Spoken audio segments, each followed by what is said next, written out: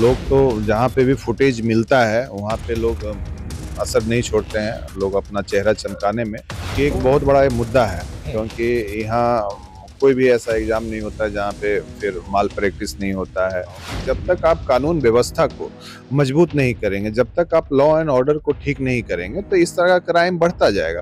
Crime crime होता है और क्राइम को कंट्रोल करने के लिए एक लॉ एंड ऑर्डर बनाया जाता है, कानून व्यवस्था बनाया जाता है। और उसमें जो हमारी सरकार है आज के टाइम में, समय में, वो बिल्कुल पूरी तरह से विफल है। तो जो जंगल राज हम लोग 1990 के टाइम में, समय में देखते थे, आज वही जंगल राज हम लोग 2020 में देख रहे हैं, 24 में देख रहे हैं। तो उस समय इस समय में तो अंतर कुछ है नहीं कि आप लॉ एंड ऑर्डर को ठीक कीजिए। अगर नहीं ठीक कर रहे हैं तो जनता ही आपको किसी ना किसी दिन बदल देगी। नमस्कार, मेरा नाम प्रेम है और आप लाइव स्ट्रीट देख रहे हैं। हम लोग साल 2025 में प्रवेश कर गए और इसी वर्ष विधानसभा का चुनाव। देखिए, तमाम जो दल के लोग हैं वो तैयारी में भी जुटे हुए हैं। कई जो नेता हैं वो यात्रा कर रहे हैं। तो बिहार के मुख्यमंत्री नीतीश कुमार तमाम चीजों को घूम घूम कर देख रहे हैं और अधिकारियों को निर्देश भी दे रहे हैं। पर युवा एक हैं जो अपना काम छोड़ करके बिहार पहुंचे हैं, चीजों को देख रहे हैं और समझ रहे हैं, यात्रा कर रहे हैं, युवाओं से संवाद कर रहे हैं। निशिकांत सिन्हा हमारे साथ हैं। लगातार आप बिहार के कोने कोने में घूम रहे हैं, तमाम चीजों को देख रहे हैं। क्या क्या गड़बड़ी दिख रही है? एक जो जन आशीर्वाद जो संवाद है, उसका हम लोग का टैगलाइन ही है कि बात बदलाव की, बात बिहार की। तो बिहार में एक बहुत बड़ा बदलाव की ज़रूरत है और हर क्षेत्र में ज़रूरत है। जैसे अभी मैंने बताया कि चाहे यहाँ शिक्षा का क्षेत्र हो, एजुकेशन का क्षेत्र हो, चाहे वो हेल्थ का क्षेत्र हो, चाहे लॉ एंड ऑर्डर का क्षेत्र हो, चाहे यहाँ एम्प्लॉयमेंट का क्षेत्र हो, चाहे बिजनेस का क्षेत्र हो, आप यहाँ की जनता से, किसी भी जनता से अगर आप बात करेंगे तो किसी भी क्षेत्र में उसको किसी भी तरह का कोई भी सर्विस नहीं मिल रहा है, सुविधा नहीं मिल रहा है। एक गरीब लोग इलाज करवाने के लिए जा रहे हैं तो उनको सही से इलाज नहीं मिल रहा है। उनके बच्चे अगर स्कूल में पढ़ने के लिए जा रहे हैं तो उनको सही से पढ़ाई नहीं मिल रहा है।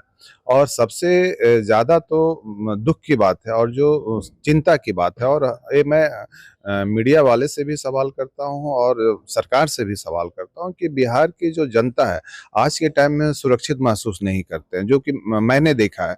और हर कोई इस समस्या को जूझ रहे हैं, देख रहे हैं कि आज इसकी हत्या हो रही है, आज उसकी हत्या हो रही है। तो एजुकेशन और जॉब वो तो बाद में आती है। पहले लोग अगर जिंदा ही नहीं है, सुरक्षित ही नहीं है, तो पढ़ाई क्या करेंगे और जॉब क्या करेंगे और नौकरी क्या करेंगे। तो सबसे पहले तो जो सवाल है हमारी बिहार सरकार से कि आपकी जो कानून व्यवस्था है, जो लॉ एंड ऑर्डर है, वो दिनों दिन इतना खराब कैसे होते जा रही है, गिरते कैसे जा रही है। और जब तक आप इसको ठीक नहीं कीजिएगा तो क्राइम, किसी भी तरह का क्राइम हो, बढ़ता ही जाएगा। चाहे वो हत्या का क्राइम हो, अपराधी हो, चाहे पेपर लीक का क्राइम हो, चाहे आपका प्रॉपर्टी चोरी का क्राइम हो, चाहे किसी भी तरह का क्राइम हो। क्राइम क्राइम होता है और क्राइम को कंट्रोल करने के लिए एक लॉ एंड ऑर्डर बनाया जाता है, कानून व्यवस्था बनाया जाता है। और उसमें जो हमारी सरकार है आज के टाइम में, समय में, वो बिल्कुल पूरी तरह से विफल है। नीतीश सरकार विफल? जो भी सरकार है, अगर नीतीश है तो नीतीश विफल है। पर निशिकांत सिन्हा बिहार के कोने कोने में घूम रहे थे, वहां पर भी लोगों का हुजूम जुट रहा था। आज पटना में मकर संक्रांति के मौके पर दही चूड़ा का भोज रखे, यहाँ पर भी लोग बिहार के कोने कोने से पहुंच रहे हैं। आखिर क्या वादा कर रहे हैं निशिकांत सिन्हा लोगों से? निशिकांत सिन्हा कोई वादा नहीं कर रहे हैं। निशिकांत सिन्हा जो एक बदलाव की जरूरत है, लोगों को जो चाहिए, उस बदलाव का एक अभियान चलाया गया है, एक आवाज उठाई गई है। अगर हम और आप या यहाँ के लोग आवाज नहीं उठाएंगे तो लोग मरते रहेंगे। तो हम यहाँ पे मरने के लिए तो पैदा नहीं हुए ना। मरना और जीना ये भगवान ऊपर वालों के हाथ में है, किसी के लोगों के हाथ में नहीं है। तो किसी हमारी किस कोई इंसान अगर एक दूसरे इंसान की हत्या कर रही है तो इस पे तो बहुत बड़ा सवाल है ना। या तो सवाल ये होता है कि या तो यहाँ के जो अपराधी है वही सरकार को हैंडल कर रहे हैं। जैसे जो 20 साल 25 साल पहले लोग दूसरे सरकार के बारे में बात करते थे कि ये जो सरकार है पूरा अपराधियों की सरकार है। तो जो डर दिखा के, जो जंगल राज दिखा के हमारी वर्तमान सरकार बनाई थी, जब 90 की हम दशक की बात करें तो 90 के दशक में ही बोला जाता था कि अगर जंगल राज से आपको छुटकारा पाना है तो आपको बिहार में बदलाव की जरूरत है, बिहार में सरकार चेंज करने की जरूरत है। तो जो जंगल राज हम लोग 1990 के टाइम में, समय में देखते थे, आज वही जंगल राज हम लोग 2020 में देख रहे हैं, 24 में देख रहे हैं। तो उस समय इस समय में तो अंतर कुछ है नहीं। तो कहीं ना कहीं तो हमारी जो सरकार है, वर्तमान सरकार है, वो कानून व्यवस्था में पूरी तरह से विफल है। और इसको या तो इस पे लोग सही से इसको मजबूती से आगे बढ़े। जो हमारी वर्तमान सरकार है, हम हमेशा उनसे गुजारिश करते हैं कि आप लॉ एंड ऑर्डर को ठीक कीजिए। अगर नहीं ठीक कर रहे हैं तो जनता ही आपको किसी ना किसी दिन बदल देगी। निशिकांत सिन्हा जी बैठे हुए थे, तमाम लोग बैठे थे, बिहार के कोने कोने में जा रहे हैं। लोग कह रहे हैं निशिकांत सिन्हा आगे चले, हम आपके साथ हैं, आप पार्टी का गठन करें, लीड करें। क्या निशिकांत सिन्हा पार्टी को लॉन्च करने जा रहे हैं? देखिए, मैंने अभी भी बोला कि मुझे नेता बनने का कोई शौक नहीं है। हाँ, नेतृत्व जरूर मैं करना चाहूंगा, क्योंकि हमारा जो समाज है, हमारे जो शोषित लोग हैं, हमारे जो दलित लोग हैं, या जो हमारे गरीब लोग हैं, तो लोग बहुत ज्यादा अभी भी पिछड़ते जा रहे हैं। लोग आगे नहीं बढ़ पा रहे हैं, चाहे वो शिक्षा का क्षेत्र हो, चाहे एम्प्लॉयमेंट का क्षेत्र हो, चाहे रोजगार का क्षेत्र हो, चाहे बिजनेस का क्षेत्र हो। तो हम उसी बदलाव के लिए आए हैं। मैं अपना बिजनेस छोड़ के आया हूँ, अपना परिवार को छोड़ के आया हूँ। तो आगे चल के अगर हमारे समाज के लोग, या हमारे बिहार के लोग, या हमारे युवा लोग अगर बोलते हैं कि आपके जैसा लोगों को राजनीतिक में आना चाहिए, तो मैं उनकी बातों को सर आंखों पे रखूंगा। बाकी अभी तक मैंने ऐसा कोई फैसला नहीं लिया, लेकिन हम अपने बिहार के लोगों के लिए जरूर मैं कदम से कदम मिलाकर चलने के लिए तैयार हूँ। और उनका जो भी आदेश होगा, उन आदेशों को मैं पालन करूंगा। आजकल पार्टियां लोग बनाते हैं और किसी गठबंधन में चले जाते हैं, 1 सीट 2 सीट पर समझौता हो जाता है। निशिकांत सिन्हा भी पार्टी बनाकर अगर बनाते हैं तो क्या यही होगा, या फिर इसका फैसला निशिकांत सिन्हा नहीं लेगा। इसका फैसला हमारे सब बिहार के लोग लेंगे, हमारे युवा लोग लेंगे। पार्टी बनाने का भी फैसला उन्हीं का होगा, और आगे कैसे लड़ाई लड़ना है उनका भी फैसला उन्हीं का होगा। हमारा काम है नेतृत्व करना, हमारा काम है गाइडेंस देना, हमारा काम है आगे बढ़ के लड़ाई को अंजाम तक पहुंचाना।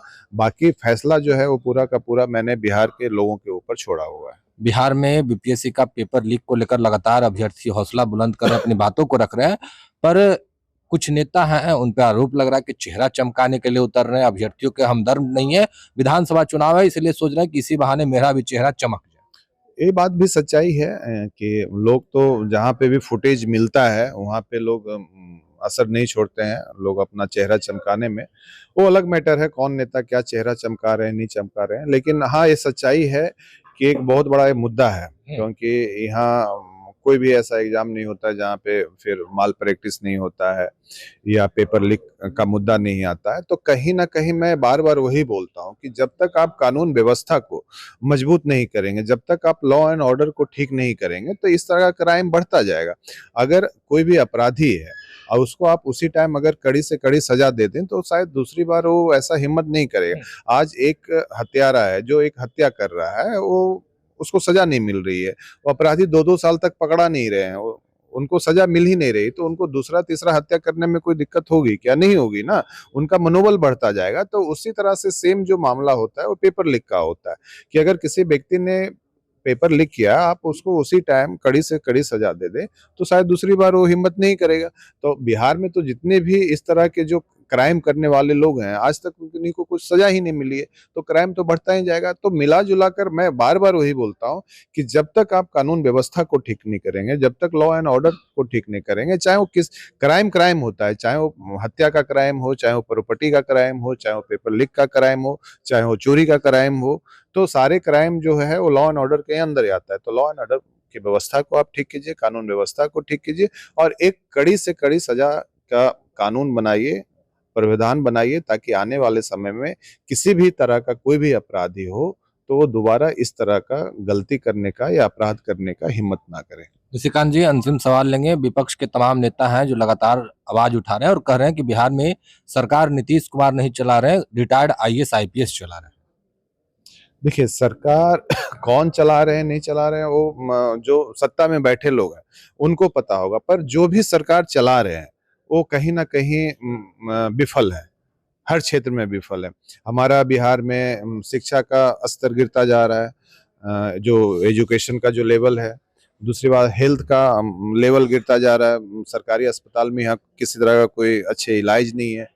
गरीब लोग मरते जा रहे हैं क्योंकि उनके पास प्राइवेट में इलाज करवाने के पैसे नहीं है। लॉ एंड ऑर्डर का स्तर गिरता जा रहा है, लेवल गिरता जा रहा है। एम्प्लॉयमेंट, बेरोजगारी जो है वो बढ़ते जा रही है, पलायन बढ़ता जा रहा है। तो यहाँ पे बिजनेस का कोई प्रावधान नहीं है, क्योंकि कोई भी बिजनेसमैन यहाँ पे इन्वेस्टमेंट इसलिए नहीं करता है क्योंकि उसको सेफ्टी नहीं, सिक्योरिटी नहीं महसूस होता है। अगर किसी के पास कोई दूसरे स्टेट का कोई बिजनेसमैन है, अगर उसको यहाँ पे 100 करोड़ रुपया इन्वेस्टमेंट करना होगा तो कभी भी बिहार में इन्वेस्टमेंट नहीं करेगा। अगर उसका वजह जानेंगे तो वजह यही है कि वो अपने आप को सुरक्षित महसूस नहीं करते हैं। अगर 100 करोड़ रुपया यहाँ पे वो कोई इन्वेस्टमेंट करना चाहेंगे तो 100 करोड़ इन्वेस्टमेंट करने के पहले ही 100 लोग उसके पास मांगने आ जाएंगे कि मेरा परसेंटेज क्या है, मेरी हिस्सेदारी क्या है। आज आप देख रहे हैं कि पटना में जितने भी बड़े बड़े बिजनेसमैन हैं, चाहे वो प्रोफेसर हैं, चाहे डॉक्टर हैं, कोई भी इंसान अकेला घूम ही नहीं सकता है, क्योंकि कब किसकी क्या हत्या हो जाएगी, कब किसका क्या मर्डर हो जाएगा, कोई पता नहीं। आप वही अगर महाराष्ट्र में चले जाएं, गुजरात में चले जाएं, तो वहां तो मिलेनियर भी अकेला घूमता है क्योंकि सेफ महसूस करता है। यहाँ पे तो कोई आम पब्लिक भी सेफ नहीं महसूस करता है। तो देखा जाए तो सबका जो जो रूट कॉज है, जो वजह है, वो बार बार वही लॉ एंड ऑर्डर पे आता है कि जब तक आप लॉ एंड ऑर्डर को मजबूत नहीं कीजिएगा, अच्छा नहीं कीजिएगा, जब तक यहाँ पे ना तो कोई बिजनेसमैन आके इन्वेस्टमेंट करेगा, ना तो यहाँ पे फैक्ट्रियां आएगी, ना तो यहाँ पे लघु उद्योग खुलेगा, और ना ही तो यहाँ पे क्राइम बंद होगा, ना ही तो यहाँ का एजुकेशन ठीक होगा। आज जो क्राइम बढ़ रही है, तो क्राइम बढ़ने का भी जो वजह होता है कि एजुकेशन और हेल्थ का जो सिस्टम है वो डे बाय डे गिरता जा रहा है। आज लोग क्राइम क्यों करते हैं, या आप बोल रहे हैं कि जैसे सुशासन का सरकार है, या कहीं भी कोई भी आप डिपार्टमेंट जाते हैं वहां पे बिना पैसे का काम ही नहीं होता है। तो आप पैसा किस लिए कमाना चाह रहे हैं?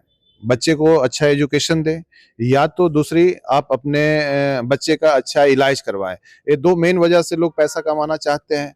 तो अगर यही दो चीज आपको सरकार प्रोवाइड करना शुरू कर दे, मतलब आपके बच्चे का जो शिक्षा है सरकारी स्कूल में अच्छा मिलना शुरू कर दे, और आपका जो इलाज है वो सरकारी अस्पताल में मिलना शुरू हो जाए, तो आप क्यों घूसखोरी किसी से लीजिएगा? तो कहीं ना कहीं वजह समझने की जरूरत है कि कोई भी इंसान एक पेपर साइन करने में भी बिहार में 500,000 रुपया क्यों ले रहा है? क्योंकि वो जो 15,000 रुपया कमाने वाला है उसको पता है कि अगर मेरा भी बेटा बीमार होगा तो मुझे प्राइवेट हॉस्पिटल में जाना होगा, वहां पे मुझे 50,000 रुपया देना होगा। तो मैं अपनी सैलरी से तो 50,000 रुपया नहीं दे पाऊंगा ना, तो कहीं ना कहीं तो मुझे घूसखोरी करनी होगी, कहीं ना कहीं तो मुझे गलत काम करना होगा। तो ये समझने की जरूरत है कि किसी को गलत काम करने के लिए आप आगे क्यों बढ़ा रहे हो। आप अपना एजुकेशन सिस्टम ठीक कीजिए, आप अपना हेल्थ डिपार्टमेंट ठीक कीजिए, आप अपना लॉ एंड ठीक ऑर्डर ठीक कीजिए, अपने आप सारा सिस्टम ठीक हो जाएगा। चलिए, क्या कुछ कहते हैं निशिकांत सिन्हा, अपने तमाम बयानों को सुना है। फिलहाल के लिए इतना ही। बने रहे लेफ्ट साथ। धन्यवाद।